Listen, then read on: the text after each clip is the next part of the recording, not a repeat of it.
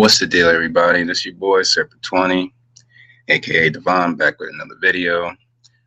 Today's topic is about Until Dawn that just recently came out. I'm about to give you guys a full spoiler review.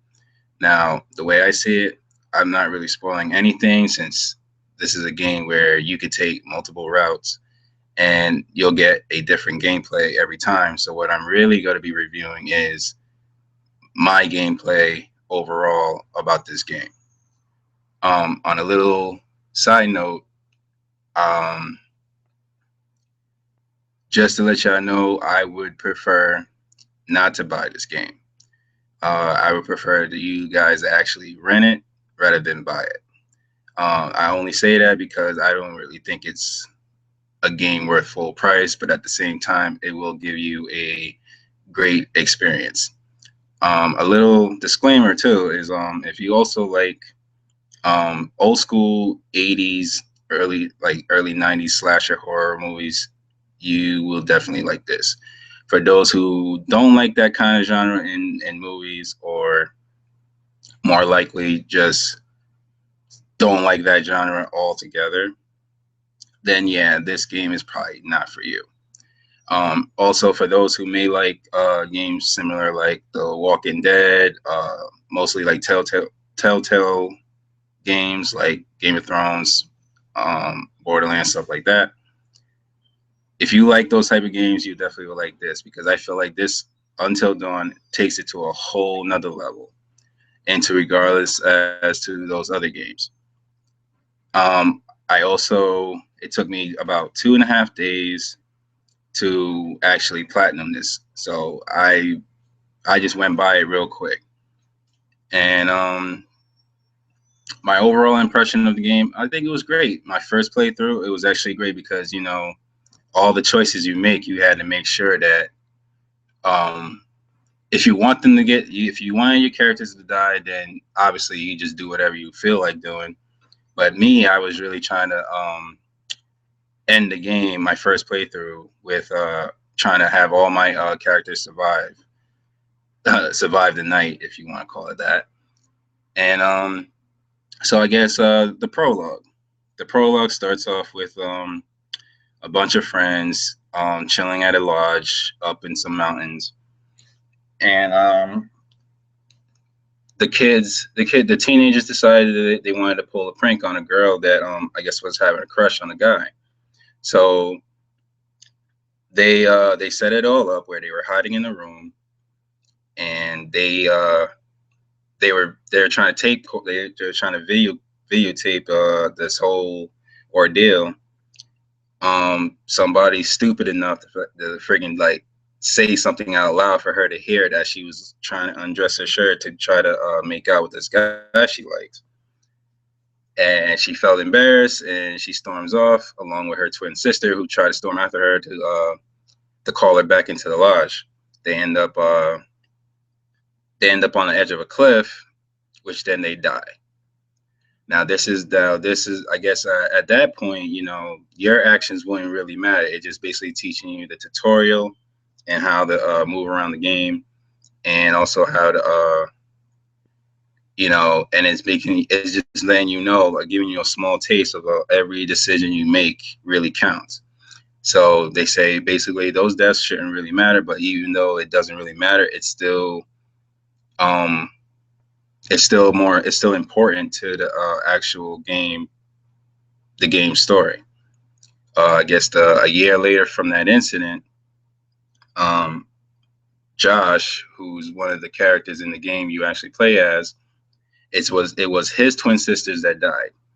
So now he decided to gather a bunch of the other friends back to the lodge a year later to kind of give an homage to his sisters, and to have some closure, or I guess in a way, I don't know. People thought this part of the game was stupid. I think someone even told me that IGN thought it was stupid, but I'm like, it can't be stupid when the killer, or you know, the antagonist of the game didn't kill the sisters yet. It was more accidental. So you would think if it was accidental, or you know, it was some probable cause of that accidental deaths, you would think like, okay, you know, it's not somebody that did it, it was accidental. They felt responsible because they pulled this prank for her to storm out. If they didn't pull the prank for her to leave, she probably wouldn't have died. So in that sense, I see what they were trying to do.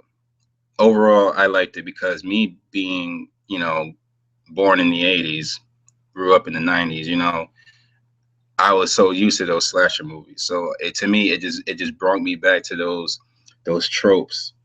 And you know, they try to really they try their best to scare you. Now, don't get me wrong, I didn't I didn't cry, I didn't like, you know, scream loudly, oh my God, but it really does get your heart pumping. You know, the jump scares really get you going.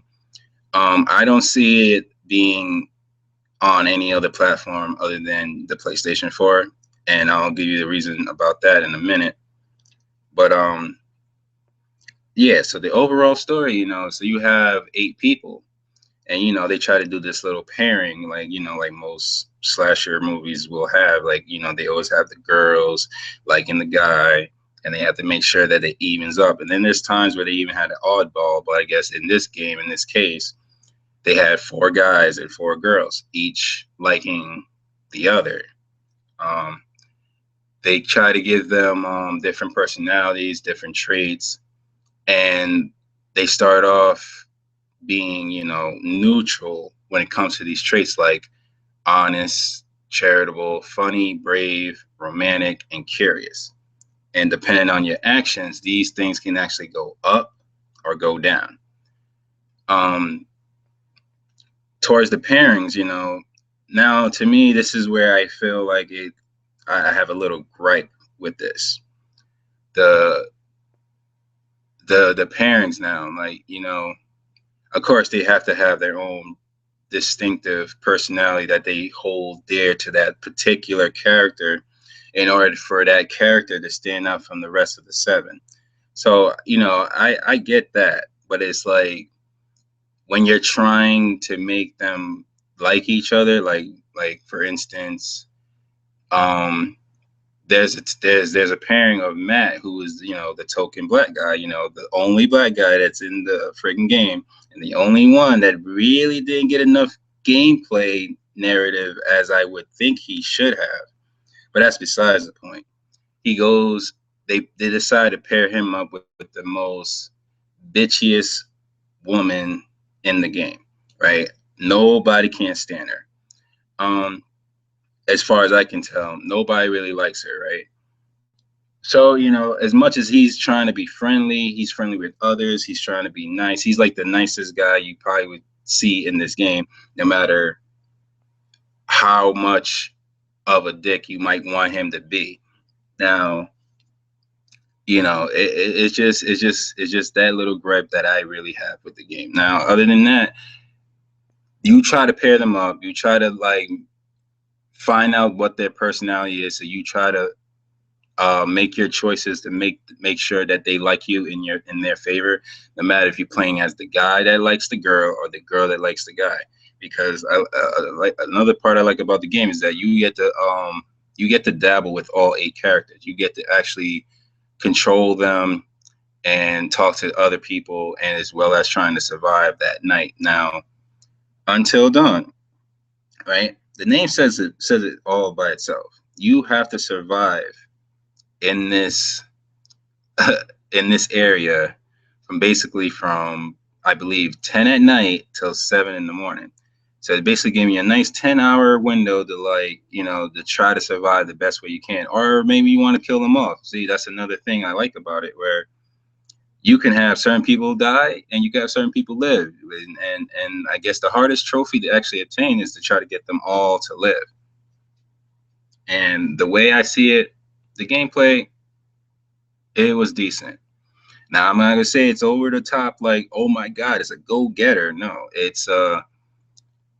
it was a decent game for what it is, from what the genre is and what the actual gameplay was trying to deliver. And I feel like it delivered in a way where it made its point. It made its point across, and you got it right away as soon as you picked up the controller in your hand. Um, On that note, the controls. I'm gonna lead it over to the controls. The controls. Now this is why I believe that it can't be ported on the Xbox One. It can't really be ported on the PC. Um, and is that because, like, people didn't like QTEs, which I feel like the QTEs in this, it didn't really bother me. The speaker on your controller, it lets you know when you're on a timer to hit that button at that right time, at that right moment. And depending on your situation, it can go slow enough where you can actually take your time to press the button. And then there's times where you had to actually move fast, and the timer will count down super quick. So if you're not on point and you miss that QTE, you can actually stumble. You may die. It might be that life or death situation where you have to press it at the right time. Otherwise, your character can die. And I like it for what it was. There's times where they tell you don't move, so you have to make sure that your controller doesn't move. Now this is where it got to me the most, because although I'm not scared, even though they got me on a few jump scares, they put those moments at that point where your heart is racing, your heart is beating really fast. And what I like in my case, where my hands started to shake, right? So I was trying my hardest not to have my hands shake as much as it should, while trying to make sure the controller doesn't move as much, because there's a sensor, and you actually see your light bar on screen. Where to as if you move that just an inch, just a tab, you can even light tap it. You light tap it, you end up being like, you can die, you can make bad decisions that can lead up to someone's deaths. Um, to me, it was just crazy. They utilize the touchpad, like, when you are, striking a match, or when you're lighting a lighter. Those things I like, so I feel like they really fully use the controller. Uh, Graphically, it's stunning, man. They actually did the mocap of the characters' faces and stuff, so you actually see the raw emotions that they transpire into the game. Um, Another aspect of the game itself is you are going around collecting these totems, right? I believe they're like 30 in all, 31, I believe, something like that. 6 times, yeah. So yes, or 36. I think it's 36. Each one has a different. There's like 5 traits to these different. There's 5 types of totems, and you pick one up and you look into it. They give you premonitions. Some are good, some are bad. Some give you like they either give you a character's death, which it only gives you that small glimpse, so you can barely make out like who actually dies in that vision, right? And also they give you things like a choice that you may come across, that you may have to do in order to either save or kill, or save a life, things like that. I like. um Other than that, the other collectibles, like you're picking up documents and stuff like that, I feel like those were a bit tedious, but at the same time not so tedious, because it gives you the backstory even further in depth. Because not only that, um you're being hunted by a killer, or a potential killer, because he's not really the true antagonist, even though he's playing a big role into the game, right? And then you also have the stranger, who turns out he's been stalking you since the moment you played the game, since episode 1 of the game, because there's 10 episodes in all. And I feel like people believe that it was short. I didn't think it was that short. Each episode, I felt like you got your time worth into each episode. It's not one that was cut short. It was not one that was like super lengthy. You know, it to me, I felt like they could have put all these 10 episodes and roll it into a nice, good hour and a half, 2 hour movie. So to me, it made sense. Just overall, it just to me it was great. You had to deal with oh yeah, back to the stranger. Yeah, the stranger now. He's been there since day episode 1, but at the same time, they made you believe he was actual um like a villain. But depending on your actions, depending on what you're doing, that could happen, that could not happen. And again, I'm not trying to spoil anything other than what I played as far as my gameplay goes, because you can still, even though you can listen to this, you can still go and play the game yourself and you'll have a different experience than what I encountered. So you know, that right there, the stranger in itself, you know, anti-hero, if you want to call him. I want to call him an anti-hero. And then you have these things called the Wendigo, which, you know, these zombie-like friggin' creatures that detect movement. So again, that for them to detect movement, you have to make sure that your character did not move by not moving your controller. So that right there was great. The intermissions in between episodes, you're basically dealing with this psychologist or this analyst, they call him, right? And he basically sets the backdrop for you, what your fear is, depending on, you know, their fear mechanics. They introduce you their fear mechanics, and then you're basically choosing what you hate, what you like, what scares you, what don't scare you. And to get the full experience of the game, you would have to actually put what you think is the most frightening to you, right? Even though you might not be scared of these things, but if you have like some kind of little tiny a fear of them, I suggest you put that into the game. So that way, by him analyzing what you're afraid of or what you hate or what you like, it amplifies the game story, the story and the gameplay even more. And above all, I think Spot gave it an 8, I believe, and I feel like it should be up there. You know, it's up there. I know a lot of people got a little, you know, hate for it because it scored better than the Gears of War Ultimate Edition, but I'm also going to review that as well. That will be my next video, so look forward to that. Also, you know, for what it was, it delivered where it's supposed to deliver. It's supposed to give you that 80s, 90s slasher horror film kind of feel. Now, the way I look at it, that I was not only I was the actual characters, the starring cast, I'm playing as the starring cast, I'm also the director, right? Because I'm basically pointing to where they need to go. I'm also making their decisions for them so they can act out the way I need them to act out in order to get the full blown experience that I need. Um, Above all else, I believe it's a good game. Only thing I recommend is that you don't buy it.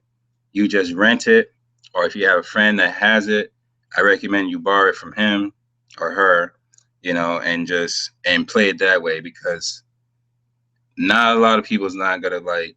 I think would like this game right away, especially if you're not a fan of the 80s horror genre or the actual gameplay itself with I forgot what they call it. It's like a click and shoot, or you know, it's based on decisions. But I feel like this is where this is going to be a genre in its own, where people's is going to be like, I know it's been out. I know this type of genre been out like, you know, decades ago, but it's going to come to a light where it's going to be a class of its own, where people's going to be like, yeah, that's what it is. That's that click and shoot, because now people are referring to this game as Heavy Rain or Beyond Two Souls or Indigo Prophecy.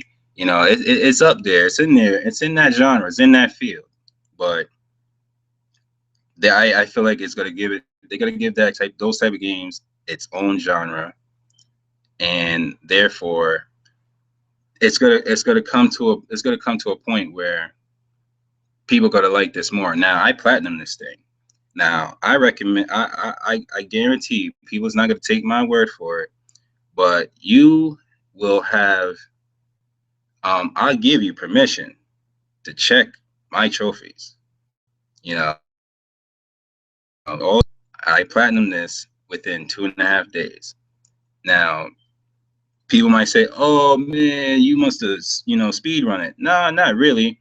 The first playthrough, I kind of took my time, got all the collectibles, so I got all my trophies just by getting my collectibles, and then because the trophy list was all hidden, I basically look up like all my needed to do. Now because I look up these trophies, they don't tell me exactly doing it.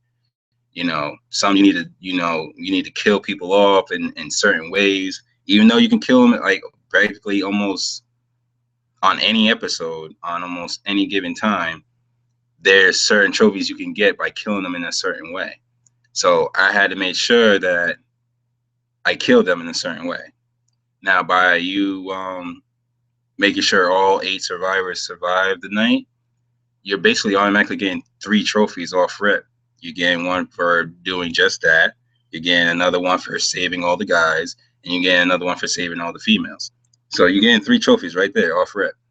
Now, then the thing, and then there's another one where you just have to kill them all off. Which I bet you that probably was the most easiest because anything can kill you. Other than Sam's character and what's that guy's name? Mike's character. Those only 2 that I feel like those were the main stars. So they wasn't gonna kill them right away. You can kill them later on, like towards the end of the game. But other than that, all the others are basically up for grabs. You can basically do whatever, and anything can happen.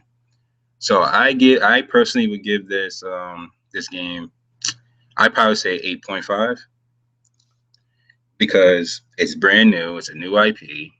It's something that we haven't really experienced in a long time as far as what they were trying to deliver story wise. It gave an overall experience. You can even actually give you an option to actually turn on your camera if you have a PlayStation 4 camera, and every time a jump scare would happen, it takes pictures. It takes a photo of you being scared and shit. I disabled that, and so you ain't gonna see that from me. And but I thought it was great. I mean, it tried to deliver something different, which I like. And hopefully, there's rumors about it being most likely might be a sequel. If it does, I just hope that they tweak certain things to make it better. Wherever people that thought was negative about it, just tweak it and just keep it. Maybe a different setting, maybe brand new cast, and maybe a different story plot. And then maybe it'll be better, maybe it'll be great, maybe it won't. Who knows? Yeah, just that's just my opinions, my impressions, my review. For those who watch this, I'll leave all my my media stuff down below and check it out. Also, I'm gonna be focused on doing Gears of War. I just finished that. I just finished the campaign on that. So I might be doing a review. I might I might do it within the next week or so. Just to try out the multiplayer because I have not tried out the multiplayer yet. But as far as the campaign goes, I finished that. I did all that. So I'm gonna do a review very soon on that. And yeah, that's it. I just want to give my impressions because I know a lot of people got a little, there's it's like 50-50. Like some people love it, some people hate it. So I decided to go on my own and do my own impressions, my own opinions, my own spoiler review. Just hit me up whenever, and I'll be back to do another video. Peace out, y'all.